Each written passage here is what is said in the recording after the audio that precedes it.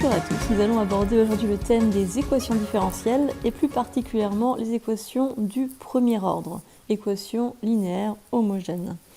Alors, nous allons d'abord définir ce que c'est qu'une équation différentielle. Une équation différentielle, c'est une équation dans laquelle l'inconnu est une fonction et cet inconnu, on la note y. Donc au lieu d'avoir une équation classique, vous connaissez bien, par exemple, vous sauriez résoudre, je ne sais pas moi, x carré plus 2x plus 1 égale 0. Dans cette équation, on voit bien que l'inconnu c'est x. Et si vous vous rappelez des identités remarquables, vous avez x plus 1 au carré égale 0, et donc vous avez une unique solution qui est moins 1.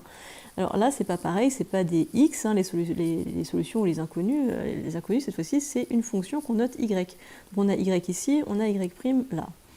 Donc puisque on a à la fois y et donc sa dérivée, on dit que c'est une équation différentielle d'ordre 1. En fait, c'est surtout à cause de la présence du y' qu'on peut dire que c'est une équation d'ordre 1.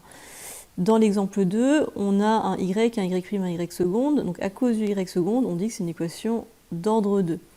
Dans les deux cas, vous avez des équations qu'on dit linéaires, parce que les coefficients de y', y' ici, ou y', y' seconde, là, ce sont soit des constantes, soit des fonctions. Mais on n'a pas, par exemple, y fois y', ou y au carré, ou des choses comme ça. On a vraiment une combinaison linéaire de y', y', et là, y', y', y seconde. Donc c'est pour ça qu'on parle d'équation différentielle linéaire. Cette équation, on dit qu'elle est homogène parce qu'on pourrait également l'écrire y' moins y égale 0. Donc on n'a pas de second membre. Le second membre, c'est quoi? C'est ce qui ne dépend pas de y. Donc ce serait une fonction qui ne dépendrait que de x et il n'y aurait pas de y, il n'y aurait pas d'inconnu. Dans ce cas-là, vous voyez bien que vous avez un second membre qui est exponentielle x. On ne peut pas dire que ça c'est y, hein, on est y'. C'est vraiment une fonction qui est indépendante. Donc c'est ce qu'on appelle une équation avec second membre. Équation avec second membre, équation sans second membre. Alors sans second membre, on dit également que c'est une équation homogène. Donc on a dit que les deux équations étaient linéaires. Dans mes vidéos, on verra uniquement des équations différentielles linéaires. Alors dans le premier exemple, je vous ai mis que vos y dans cet exemple. Est-ce que vous avez une idée? Une fonction qui serait égale à sa dérivée, ça vous évoque quelque chose peut-être? Hein, normalement, vous avez vu ça en terminale. L'unique fonction qui est égale à sa dérivée et qui vaut 1 en 0, c'est l'exponentielle. Donc là, en l'occurrence, on sait que exponentielle, ça marche, mais on peut même faire mieux, hein, parce que si vous prenez 2 fois exponentielle, ça marchera aussi, ou 3 fois exponentielle, et plus généralement k fois exponentielle. Hein, si je dérive k fois exponentielle, j'aurai encore k fois exponentielle, et on a bien une fonction qui est égale à sa dérivée. Donc vous verrez que de manière générale, quand vous aurez une équation d'ordre 1, vous aurez une constante d'intégration de cette manière-là. Donc les solutions s'écriront toujours sous la forme de k fois une fonction qui sera donc une solution. Alors, les équations différentielles servent à modéliser de nombreux problèmes de physique, comme par exemple la décharge d'un condensateur au cours du temps, mais ce n'est qu'un exemple, hein, on trouve ça dans tous les domaines de physique et même en chimie ou en biologie.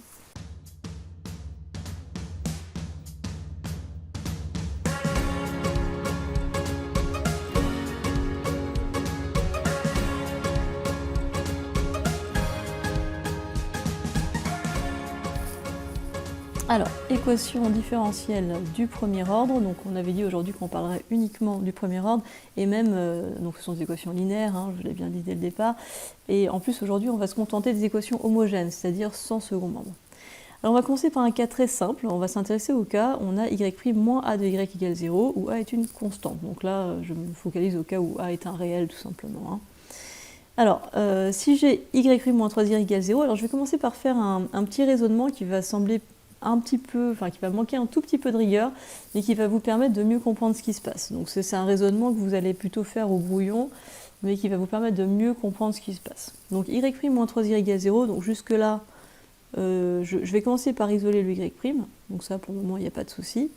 Et ensuite ce que je vais faire, c'est que je vais diviser par y, et c'est là que ça pose un petit problème de rigueur, parce qu'en soi on ne sait pas si y s'annule ou non, puisqu'on ne connaît pas y, c'est une inconnue. Alors ensuite, donc ça c'est si y ne s'annule pas, donc c'est pour ça qu'on est un peu... c'est pas vraiment une équivalence à ce moment-là, on est un peu plus embêté. Alors, y' sur y, maintenant ce qu'on va faire c'est qu'on va intégrer. Alors par contre ça doit être très familier, vous avez certainement vu une primitive de u' sur u. C'est quoi une primitive de u' sur u? Dans le chapitre des primitives, c'est ln de valeur absolue de u, donc plus éventuellement une constante. Donc du coup là, je vais mettre ln de y. Je ne mets pas la constante parce que je vais la mettre à droite. Je vais également intégrer 3. Primitive de 3, c'est 3x, hein, puisqu'on avait dit qu'ici, notre variable ce serait x. D'ailleurs, ce n'est pas forcément très clair vu l'énoncé, mais bon, on va partir du principe que la variable c'est x, plus une constante. Ensuite, là, je vais éliminer les ln, donc du coup je vais écrire valeur absolue de y, et pour éliminer les ln, il faut composer par exponentielle de chaque côté. Donc c'est comme si je faisais exponentielle de ln y égale exponentielle de 3x plus c. Ensuite j'enlève la valeur absolue, donc j'ai y égale plus ou moins exponentielle de 3x plus c. Et si je pose k égale plus ou moins exponentielle c, donc ça fait une constante, on va en déduire que y c'est k exponentielle 3x. Voilà. Alors, est-ce que c'est très surprenant? Donc on a notre équation qui est ici, qui dit y' moins 3y égale 0. On a vu que c'était équivalent à y' égale 3y. Alors, une fonction dont la dérivée égale à 3 fois elle-même, eh bien ça semble quand même assez naturel. Hein. On a bien la dérivée d'exponentielle 3x qui vaut 3 fois exponentielle 3x. Hein. Donc là, on voit bien que c'est quand même très naturel comme résultat. Ce qu'on vient de voir, hein, les solutions d'y' moins 3y égale 0 s'écrivant k exponentielle 3x, on va pouvoir le généraliser même si on a un petit a comme je l'ai écrit ici. Donc y' moins a égale 0, cette équation admet pour solution générale, eh bien, ce sera exactement le même raisonnement, on va trouver k exponentielle ax. Donc c'est logique à nouveau parce que si vous dérivez exponentielle ax, hein, vous trouvez a fois exponentielle ax. Donc vous avez bien y' qui vaut ay. Donc je n'ai pas pris le k, hein, mais quand vous mettez un k, et que vous dérivez, le k il reste en facteur. Hein. Et donc on a bien y' moins y égale 0. Donc ça semble tout à fait logique. Donc ce k c'est une constante, donc ça peut prendre n'importe quelle valeur réelle. Hein. Donc on a une infinité de solutions en fin de compte. On dit que c'est un espace vectoriel de dimension 1.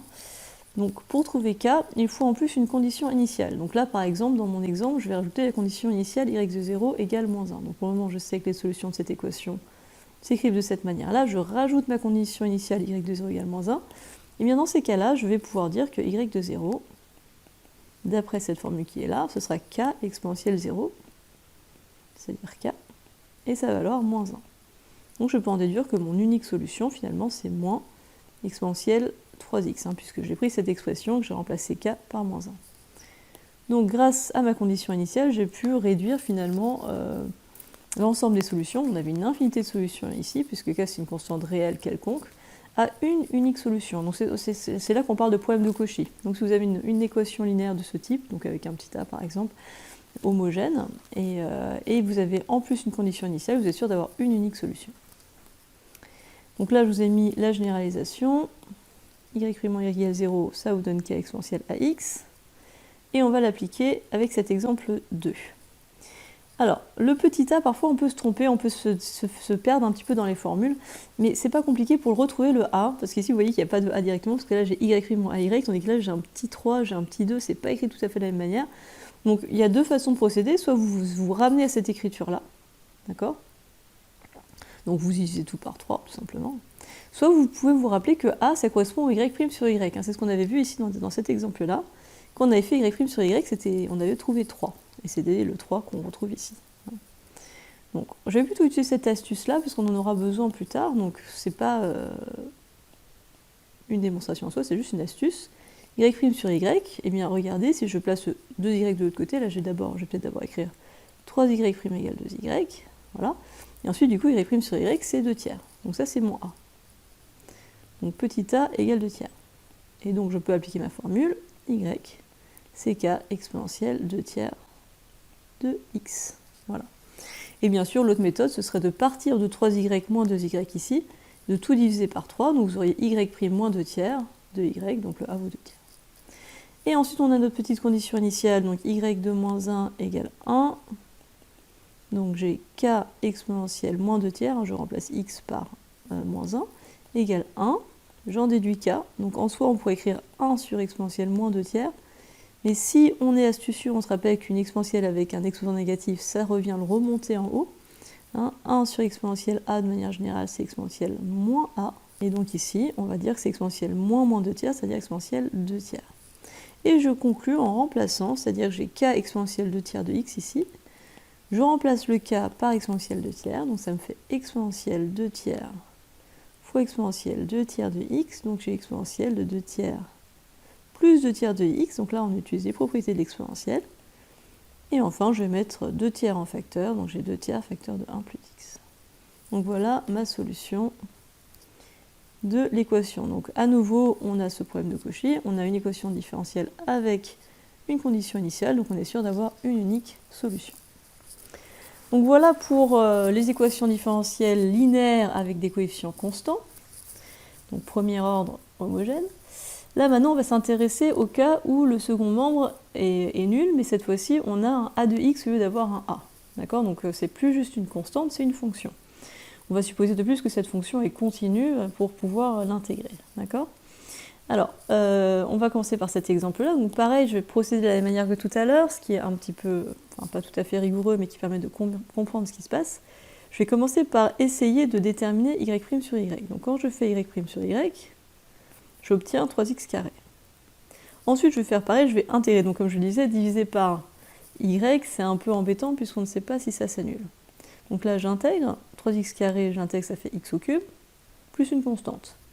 J'enlève le ln en utilisant une exponentielle, donc ça fait exponentielle de x au cube plus une constante. Et donc y, c'est plus ou moins exponentielle de x au cube plus la constante. Et si je pose à nouveau mon k qui est égal à plus ou moins exponentielle c, j'obtiens k exponentielle x cube. Donc la solution de cette équation, enfin l'ensemble des solutions s'écrit, ou la solution générale, on pourrait dire, s'écrit de cette manière-là. Alors on a en plus une condition initiale, donc je vais l'écrire ici.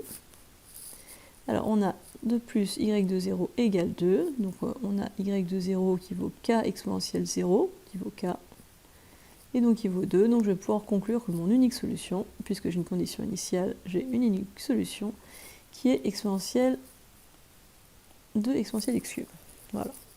Donc on va essayer de généraliser ça, donc comme je le disais, cette preuve n'est pas tout à fait rigoureuse, mais la méthode permet de comprendre ce qui se passe, donc c'est important de comprendre, et c'est pour ça que j'aime bien cette méthode-là malgré tout.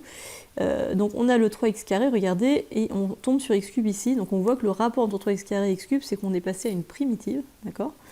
Et on va donc généraliser ce résultat-là. Donc la preuve de ces résultats, d'ailleurs, n'est pas du tout sous cette forme-là, il y a une preuve beaucoup plus rigoureuse, mais moins claire. Donc je vais vous expliquer rapidement le principe. Donc soit A une fonction continue sur un intervalle i, donc on suppose que A, ici généralisation, on a A une fonction qui est continue, attention, c'est important, sur un intervalle i. On considère notre équation à nouveau linéaire, premier ordre sans second membre.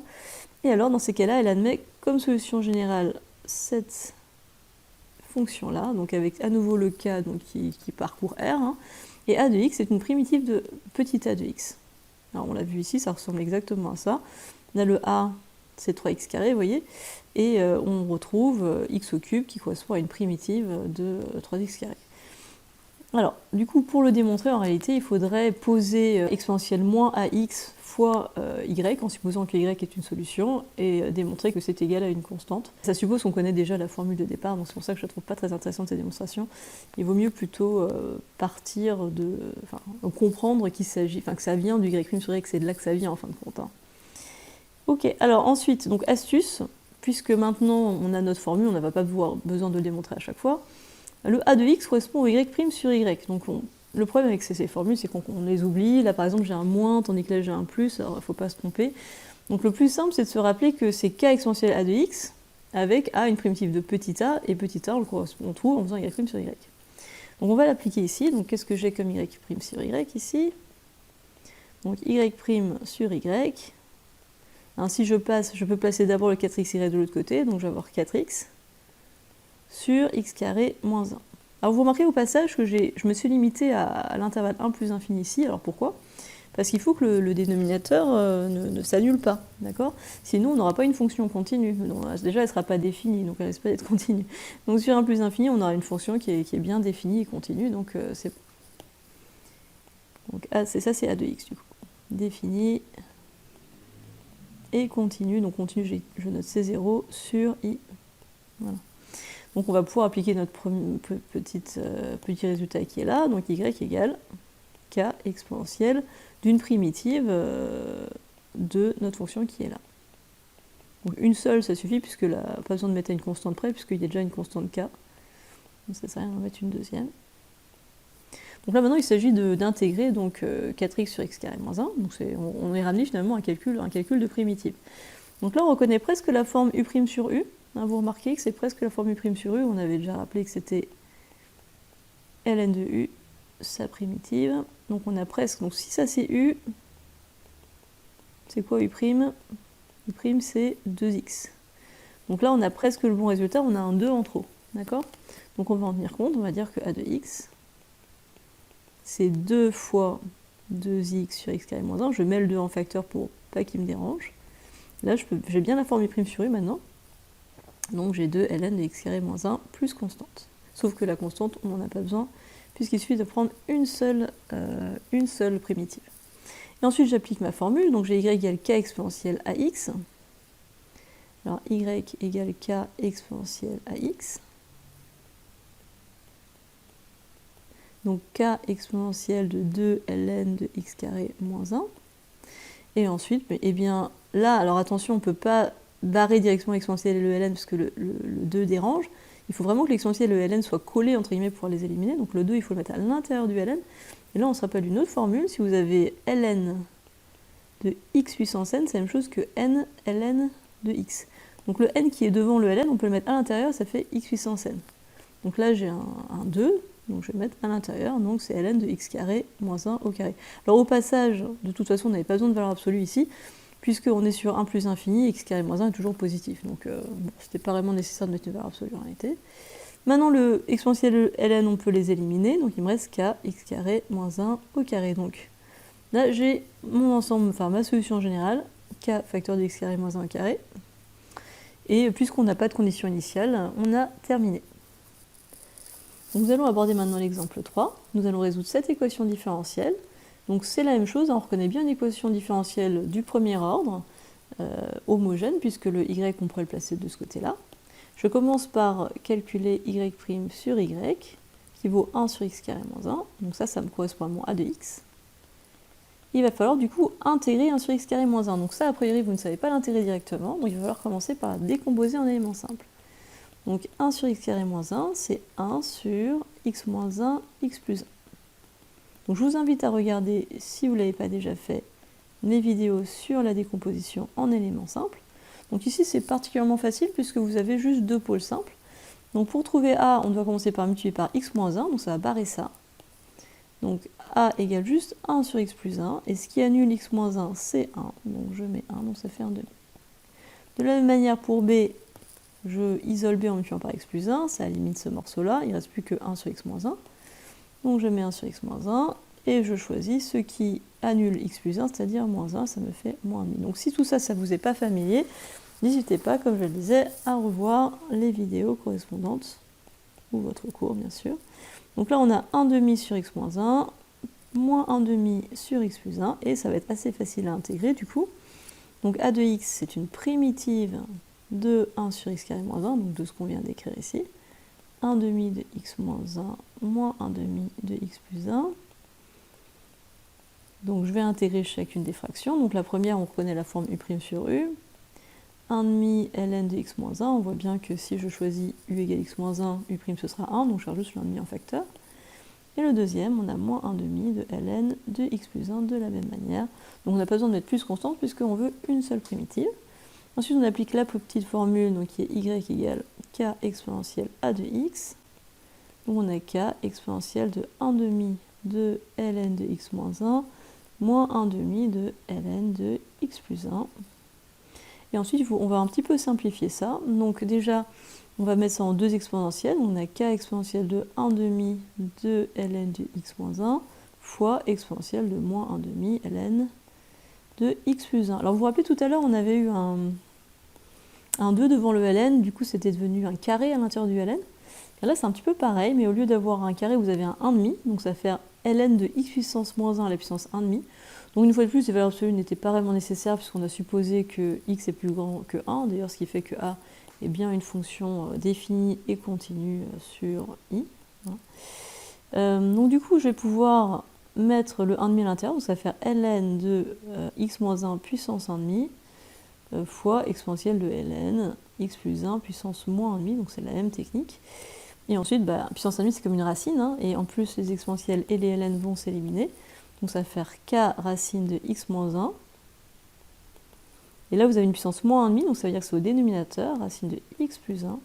Et bon, on peut mettre ça sous forme d'une seule racine, x moins 1 sur x plus 1. Voilà. Et donc ça c'est valable sur i. Voilà pour le dernier exemple. Donc on a démontré que les solutions de cette équation s'écrivaient k racine de x moins 1 sur x plus 1. Et là, on n'a pas non plus de condition initiale, donc on s'arrête là. Alors, je vous ai mis 3 petits exemples sur lesquels vous pouvez travailler. Exemple 4, exemple 5 et exemple 6.